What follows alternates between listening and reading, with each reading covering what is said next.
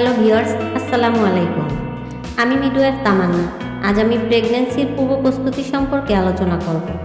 যে কোনো কাজে যেমন পূর্ব প্রস্তুতি প্রয়োজন, তেমনি সন্তান নেওয়ার কয়েক মাস আগে থেকেই কিছু প্রস্তুতি নেওয়া দরকার। মা ও বাচ্চার সুস্বাস্থ্যের জন্য এই প্রস্তুতি গুরুত্বপূর্ণ। কী খাবার খাবেন, কোন খাবার খাবেন না, কোন ভিটামিন খাবেন, কোন টেস্ট করানো দরকার, কোন টিকা নিতে হবে, ডাক্তার দেখানো প্রয়োজন কিনা, এরকম 10টি বিষয়ে আলোচনা করব। 1 নাম্বার, ফলিক অ্যাসিড। একটা সুস্থ বাচ্চা জন্মানোর জন্য ফলিক অ্যাসিড খুব গুরুত্বপূর্ণ। মায়ের শরীরে যদি পর্যাপ্ত ফলিক অ্যাসিড না থাকে, তাহলে গর্ভের বাচ্চার ব্রেন ও মেরুদণ্ডে গুরুতর জন্মগত ত্রুটি দেখা দিতে পারে। তাই প্রতিটি মায়ের প্রতিদিন 400 মাইক্রোগ্রাম ফলিক অ্যাসিড গ্রহণ করতে হবে এবং প্রেগন্যান্সি 12 সপ্তাহ পর্যন্ত এটা চালিয়ে যেতে হবে।